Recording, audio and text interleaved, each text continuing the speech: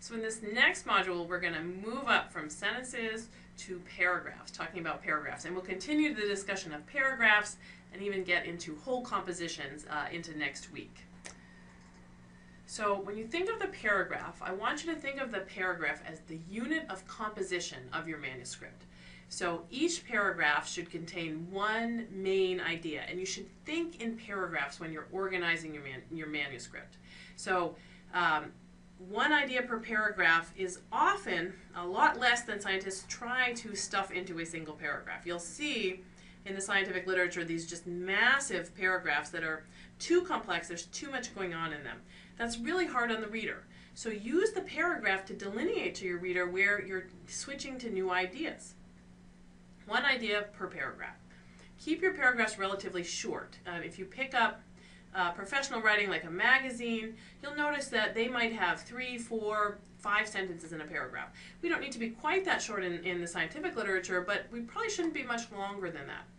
And the advantages of having small paragraphs that aren't too long, one of the major advantages is that it provides a lot of white space on the page, and that's really, really important to readers. So if you're faced as a reader with a page that's just kind of full of a huge block of text with no breaks, breaks into paragraphs, it's really daunting because you kind of know it's going to be tedious and hard to get through, and it's just this, it's very intimidating. So try to break things up. This is one of those things that I often encourage students to do, is to break up. They often have too many things in one paragraph. Start to break it up into more paragraphs. Try to keep one idea per paragraph. Another tip on paragraphs is that the way that scientists write tends to be the following.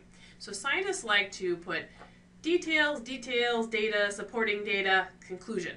That's the way scientists think, of course, right? We start with the details and the data, we go through and end at the conclusion. However, when you go to write things up, I'm going to encourage you to invert that. I'm going to encourage you to give away the punchline early, because it's really hard on the reader to weed through all of these details if they don't know where you're going, if they don't know what the take-home message is.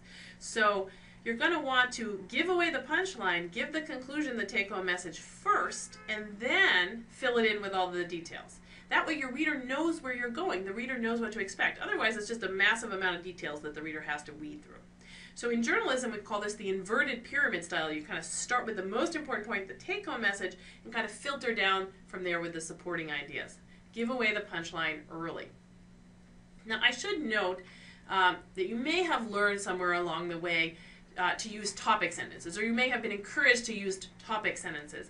And I don't want to say that you have to use topic sentences. This idea of giving away the punchline early is kind of similar to topic sentences, but I, on the other hand, am not a huge fan of topic sentences. I think it's a little bit confining if you feel like you have to start every paragraph with an exact statement of the aim of the paragraph. And it becomes a little bit monotonous too. So I'm not a big fan of topic sentences, but the general idea of trying to get your main take-home message given away early in the paragraph, that's a good idea. It doesn't mean you have to go all the way quite as extreme as topic sentences. Another tip on paragraphs is that in terms of paragraph flow, making your paragraphs flow nicely within a paragraph, I'm talking about for the moment, you really want to rely first primarily on the logical flow of ideas. So that's the main thing that's going to make a paragraph flow well. It's not transition words, it's not the language, it's the logical organization of the ideas. And I'll give you some more examples of that. So if you have good logic, you're building up your ideas in a logical way, your reader actually can fill in a lot of the gaps. You've got to trust your reader a little bit, that they don't need a lot of pointers if you've organized it in a way that's very predictable. Paragraph flow can also be helped by using a parallel sentence structure, which we talked about in the last module. And sometimes I'm going to show you a couple examples where you have a compare-contrast. And if you make multiple sentences, across multiple sentences, you make those different sentences parallel in some way, that can help the flow of the paragraph within the paragraph as well. And then finally, at the very end, I've put a big, if necessary, then you can also use transition words. So transition words definitely have their place. They can be very helpful in cluing your reader in on where you're going. However, transition words are highly, highly overused. And so I have students where I've edited where almost every sentence starts with a transition word. So I really want you to catch yourself. If you find yourself reaching for too many transition words, that's probably indicating that you're overusing transition words. And the reason students tend to overuse them is that they use them kind of as a crutch to make up for the fact that their logic isn't actually that sound. And so they're throwing in those transition words to try to kind of, help fix the fact that their logic underneath is poor. But that's not going to fix it. You need to go back and fix the logic. Don't rely on those transition words. They're not strong enough to fix an underlying logic that's not sound. So use those sparingly. And don't be too exotic with your transition words either. You'll notice in a lot of professional writing, the favorite transition word is the word but, B-U-T. It's a great way to indicate to the reader, hey, but I'm going to be changing gears here a little bit. So you don't need fancy nevertheless. On the other hand, you can just use the word but, B-U-T. And then finally, the final tip on paragraphs is keep in mind that your reader will tend to remember the first sentence and the last sentence the best. So again, you're kind of giving away your take-home message in that first sentence, and you want to make that last sentence kind of memorable. Have a little build up to the last sentence, a little emphasis at the end. That can make a really good paragraph. So in terms of the logical flow of ideas, what do I mean by that? So when you're writing in your paragraph, you just want your ideas to kind of flow from one another. And that means a couple of possible things. So for example, if you go sequential in time, if you have some kind of history you're talking about, going sequentially in time starting from the first and going to the later, that's just a natural way that people's brains work. So sticking to kind of a natural, easy timeline can be very helpful. So I like to say you should avoid the approach of that movie Memento that was out in 2000, which had this very bizarre timeline. Movie directors may like to do it that way, and it might be interesting for a movie, but very hard on a reader of a scientific literature if you mess around with the timeline. So just go with the natural timeline in general. Another way to make your ideas kind of flow logically is to start with something that's a general and then move to the specific. So like kind of give the take-home message, the general point, and then give the specific examples. So that has a nice logical flow to it as well. And then you can always think about when you're organizing your paragraphs. I was a philosophy major undergraduate, so I took a lot of logic where we did, if A, then B, A, therefore B. So I sometimes will think of my arguments in terms of kind of logical arguments, almost mathematically. And that can be really helpful in organizing your ideas, is actually to think about the logical arguments that you're making and make sure that your logic underneath those arguments is sound. So I'm going to start here with an example paragraph. It was from something I was reading in the New Yorker a few years back. It was about bounty hunters and bondsmen and bondswomen as well. And it has some good principles about organization of a paragraph. So it says, usually when a defendant absconds, a bondsman hires a bounty hunter to find and arrest him within the grace period, which in California is 6 months. Notice these are the parentheses. If that fails, the bondman tries to seize any collateral that the defendant put down to secure the bond, or sues the defendant's indemnitors, who signed the bail application as guarantors. But, notice the use of but as the transition word there, but Zabala hadn't put down any collateral, and so far Green, one of the few bondsmen who always do their own bounty hunting, had found neither him nor his indemnitors. The grace period was nearly up. Soon, Green would have to pay the court $31,000. So there's a lot of things in here that I can point out about the logic of this paragraph. It's an interesting topic, obviously. So notice they go kind of in logical time sequence order. First this happens, then this happens. And they also do a general to specific. So they have first, a bondsman hires a bounty hunter to find and arrest the defendant. That happens first. And then, if they're unable to find and arrest the defendant, the bondsman will seize the collateral or sue the indemnitors. So there's an order to these things. There's also a general to specific here, because that's the general case. It's just telling you, I didn't know very much about bounty hunters and bondsmen before reading this article, so it's just telling you how this whole process works in case you don't know. This is the general way it works. It gives that first, and then it moves to the specifics of this particular case. So now, in this specific case, the defendant, Zabala, is AWOL, and for some reason had no collaterals or indemnitors available. So, well, what does that mean? Here's the conclusion. In this case, since there's none of that happened and there's nothing available, the man, in fact, in this story, actually, it was a bondswoman, Green is out of options.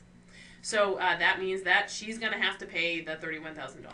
And notice how when I'm kind of laying out the logic of this, I used first and then, now, conclusion. In this specific case, I'm giving a lot of pointers just to kind of show you the logic. But the author, when they were writing this paragraph, didn't need all those pointers because it was organized in a logical way, the reader can just follow it pretty much without those, without spelling out first and then and now and so on. So there's also a set of logical arguments here, like a mathematical set of logical arguments. So a bondsman has these and only these options, exactly 3 options. Here they are. You've got to hire a bounty period to find and arrest the guy within the grace period. That's one option. Or, if that fails, you can seize the collateral or sue the indemnitor. So you take whatever the defendant left behind. And then if that fails, you got to pay the money yourself. The bonds man or woman has to pay the money, him or herself. So those are the 3 options. That the money is owed to the court. One of those things has to happen. So in this case, out of those 3 options, what happened? Well, the grace period is done and there's no arrest yet. There was no collateral, there was no indemnitor. So what's the conclusion? What's going to happen? Well, there's only one option left. That Green, the bondswoman, has to pay that $31,000 herself. So you can see there's actually kind of a nice logical argument under that. And sometimes it's helpful to even map those out in kind of A, B, C terms. I want to point out to you the transition words used in this paragraph. There were a couple, but not too many, right? So there was an if, there's that but, B-U-T, and that tells you we're switching modes, and there was assume. But notice we didn't have to start every sentence here with a transition word. We just needed a couple of key small transition words. Nothing fancy, and not too many of them. And then one more thing I want to point out about this paragraph, it has a really nice ending, okay? So it ends, but Zabala hadn't put down any collateral, and so far Green, one of the few bondsmen who always do their own bounty hunting, had found neither him nor his indemnitors. So notice the use of dashes in that sentence. That's kind of a long, complex sentence with dashes and everything. And then we get a short sentence. The grace period was nearly up. Soon, Green would have to pay the court $31,000. So we get this kind of long sentence, complex sentence, short sentence, and then a little bit longer sentence. Notice the variety in the sentence structure. That provides a really nice build-up for the conclusion there. And it ends with this memorable conclusion. Well, this person Green is going to owe the court a lot of money. So those are some pointers for how to organize your paragraph in a logical fashion and really make your paragraph work. So now I'm going to give you a paragraph that needs a little bit of editing. So this paragraph was from a scientific paper, and the goal of this paper was the scientists took a bunch of perfume scents, put them in test tubes, had a bunch of participants come in and smell the various scents and rate them for their preferences. So some people will like a certain scent and won't like other scents. So they had them rate these various scents.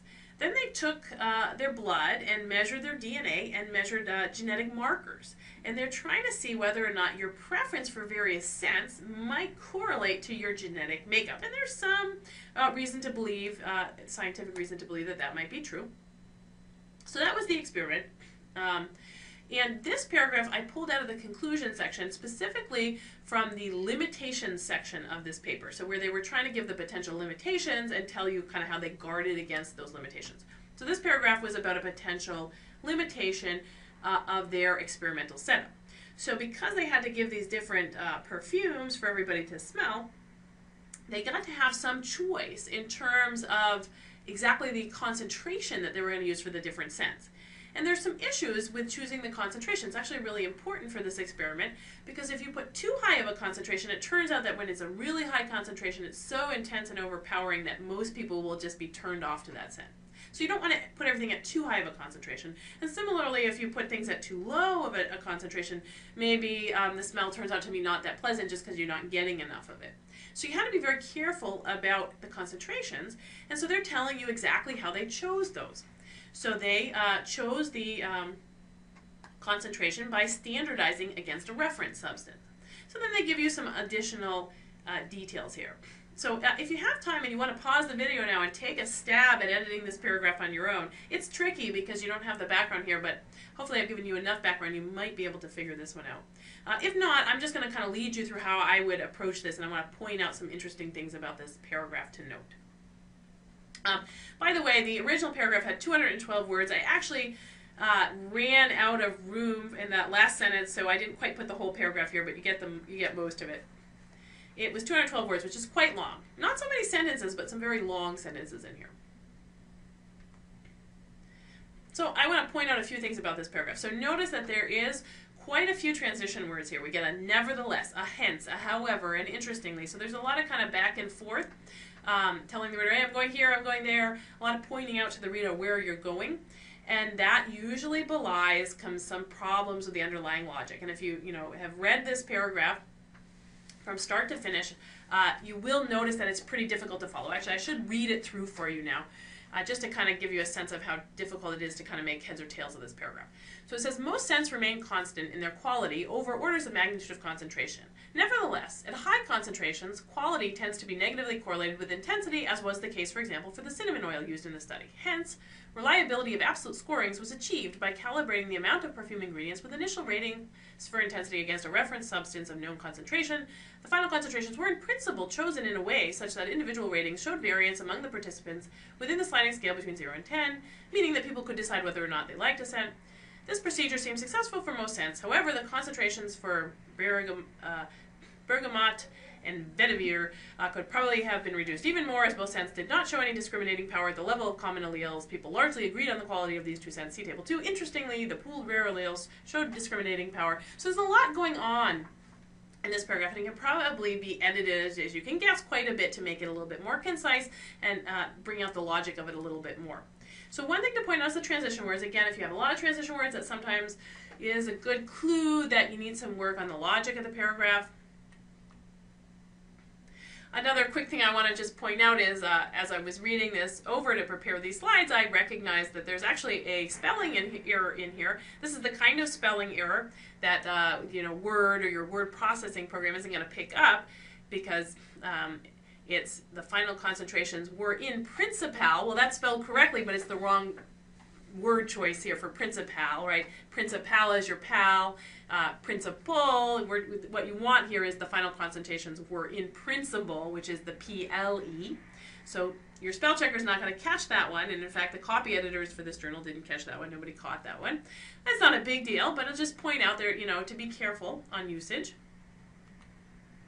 And one final thing I want to point out in this paragraph is that, interestingly, the authors of this paper actually did use parentheses. We talked about using parentheses in an earlier module to stick in extra information, and the authors actually did that here. Not all scientific papers will you see this, and interestingly enough, I really liked the stuff that was in the parentheses, because that was the most clear to me. In fact, that they seem to want to, like, every time they write the kind of a long, complicated thing, they want to tell you, they clarify it for you in the parentheses. Oh, this is what I mean, meaning that people could decide whether they like the scent or not. Oh, this is what I mean. People agreed largely on the quality of these two scents. And that's the easiest thing to understand in the whole paragraph, are those two little things.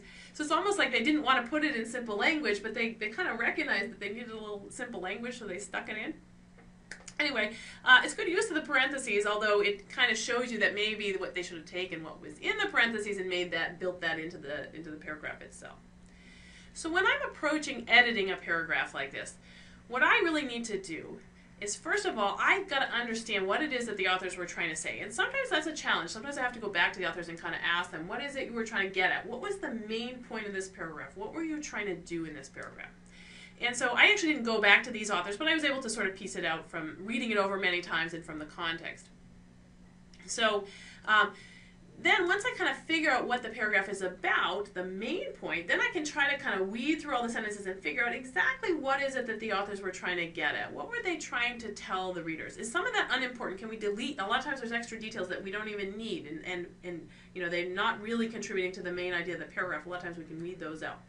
So there's a way that in my head, I don't usually build a formal outline, but in my head as I'm editing things, I tend to kind of build a very simple outline. I don't necessarily write this down, but I think it's helpful for the purposes of teaching to write this kind of outline out very explicitly. So first I got to ask myself, well, what was the main idea of that paragraph? What were they trying to get at? So I think what they were trying to get at here was just asking the questions, because it's a possible limitation of the study, whether or not the perfume concentrations that they picked in their experiment were appropriate. If they didn't pick good concentrations, that could have greatly affected the results. So they're trying to tell you that they did an okay job at picking the concentrations in this paragraph. So that's the main idea of the paragraph. That's the goal of the paragraph. So we have to kind of keep everything focused on that main goal. And again, that may mean stripping out some extra details that don't contribute to that main goal. Then there's some subpoints to that, right? So asking the question, were the perfume concentrations in the experiment appropriate? Well, here's some things to think about related directly to that question. So one thing that's a very important point to make is that if the concentration is too high, you might get a smell that's so overpowering that everybody rates it as a poor quality. Just it's too overpowering and intense for everyone. So that will not allow you to get enough variation in your ratings to be able to correlate with any genetic makeup. And they say, well, if that were the case, that's going to be a problem.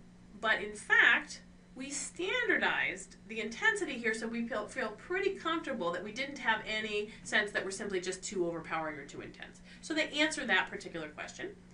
Another thing that they need to think about in terms of the perfume concentrations, another potential problem, is that remember they were trying to correlate people's preferences for the perfumes with their genetic makeup. Well, if everybody rated the perfumes exactly the same, if there was no variation in the preferences, then you wouldn't be able to correlate that with genetic variation.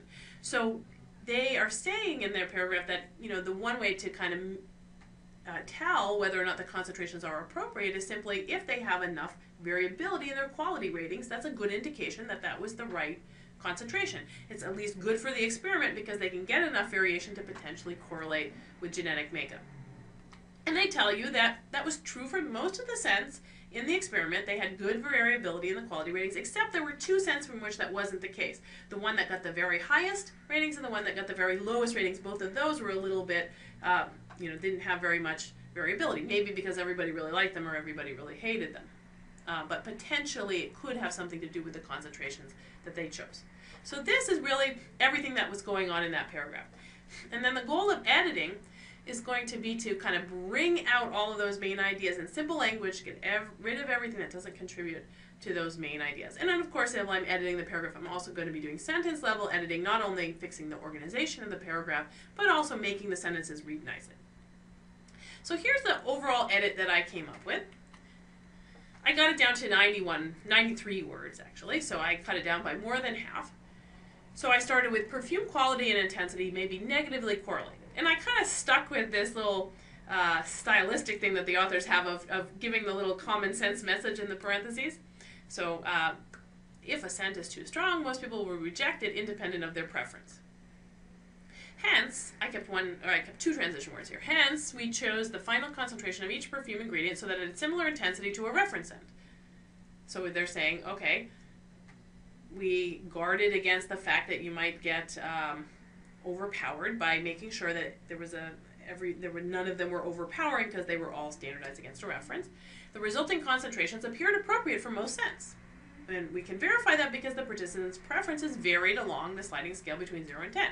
However, people largely agreed on the quality of bergamot and vetiver, and so lower or higher concentrations may have been needed for these scents. So with that exception, we did a pretty good job. So you can see I've captured all of the things that I set out in this paragraph and got rid of everything that didn't contribute to getting those ideas across. The preceding program is copyrighted by the Board of Trustees of the Leland Stanford Junior University. Please visit us at med.stanford.edu.